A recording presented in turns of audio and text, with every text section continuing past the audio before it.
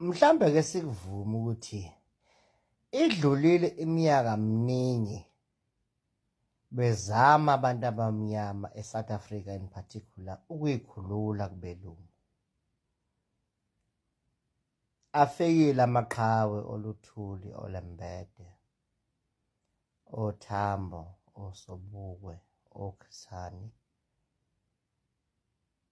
oSteve Biko, oSolomon Mahlangu balwa baze banikela ngempilo zabo.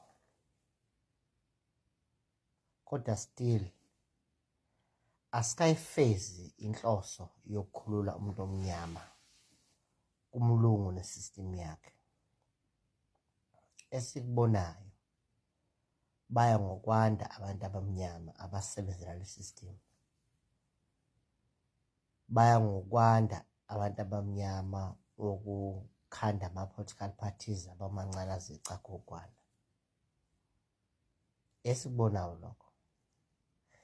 Uyabona uma ke wayidlala nje i-puzzle yokuhlanganisa isithombe esisodwa ngophisa abaningi. One key lesson you gain from playing a puzzle ukuthi a simple piece in front of you could have no characteristics of being the right piece. And you realize when it fits that, you know what, lo piece kade nguphambi kwami, but I didn't think. Kahle kahle wona ufuna ukungena lapha khona abanye ophisi bezongena.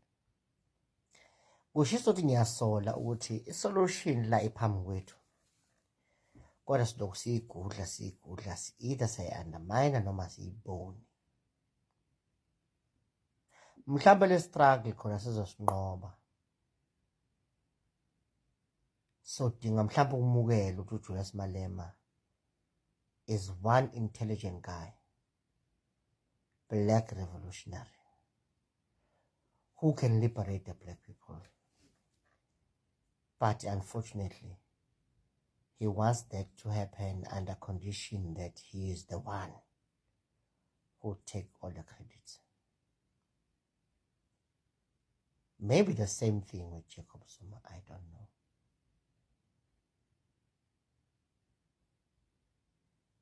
Maybe it was the same thing before, ukuthi kahle kahle mhlawumbe peace, love, the parts that we are missing. It is ego.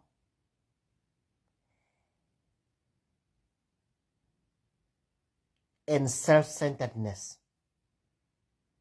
in the people that we praise and respect so much.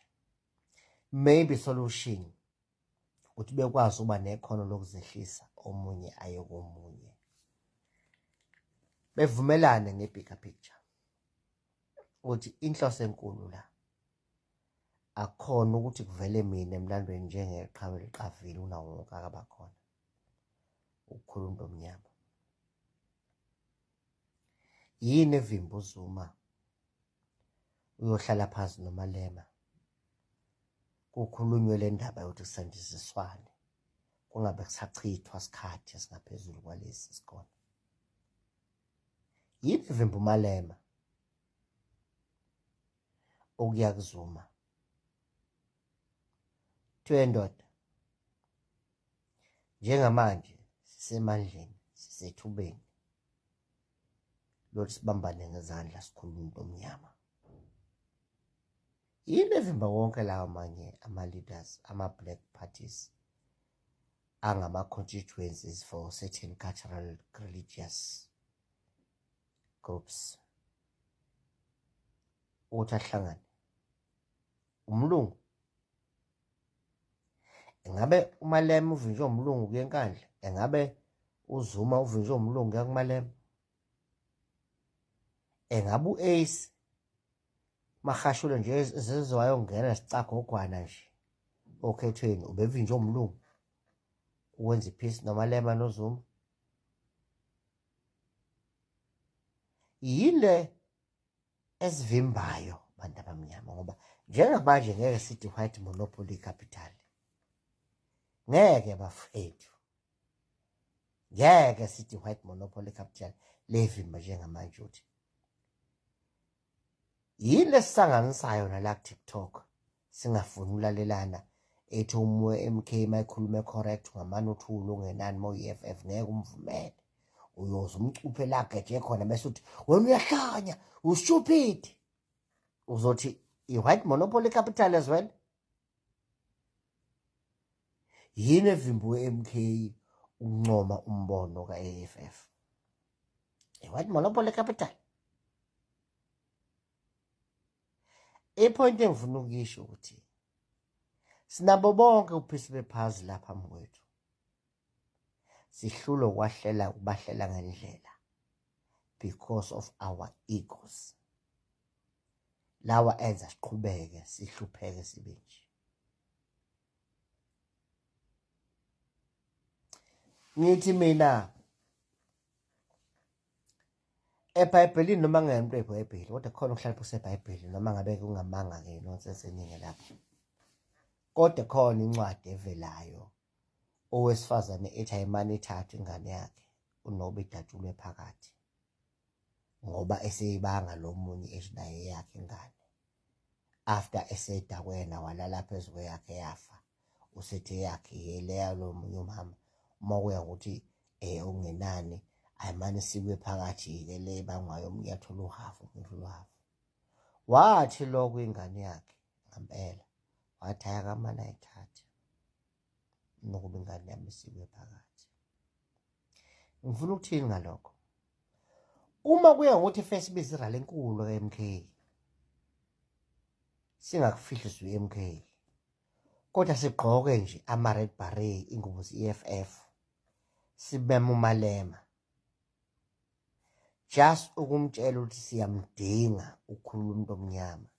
Mhlawumbe kuyofesa kwenze ma-MK khona nesiwula isithuthe singaboni siyobona ukuthi ngempela siyadingana. Mina nje emakusho ukuthi angigqoke isikibha se-EFF every day khona ngu-MK nje khona i-EFF izobona siyayidinga. I can do that. Kanti yini lekufezi yenzeke umuntu omnyama khona uzobona uyamdinga omunye omnyama njengawe ukukhulula umuntu omnyama manje hayi kusasa. Niyalibona shona lilanga niyazi kwakhona la ku-MK bangathi ubaba uZuma manje uyavakasha uvakashela inyanya zakubo uthi MK will never be the same. Kungavuka ama-leaders every corner kuvuka imbango engesikwazi uyicontrol. The same thing uma ngase kuthiwa kuhamba uJulius niyazi ukuthi i-EFF will never be the same. Nilindeni bantu abamnyama asiwaphushe lama-leaders siyeke ukuneliseka ubuthina kuphela as if sanele thina ukukhulula umuntu omnyama asanele sihlukene. Ngeke i-EFF imkhulula umuntu omnyama siqalile ke luza ama-numbers drophile from 11% ko 9% izoqhubeka idrophe futhi ne-MK njengoba i-pick up yaphezulu nje who knows ukuthi izoqala nini ukungena kwi-recession nayo because everything that goes up also goes down at a certain point. Silindeni bantu abamnyama asaphushe la ma-leaders ethu ngoba lenkululeko akuyona yabo eyethu. Kubona i-politics ngayi-career kuthini operation i-life.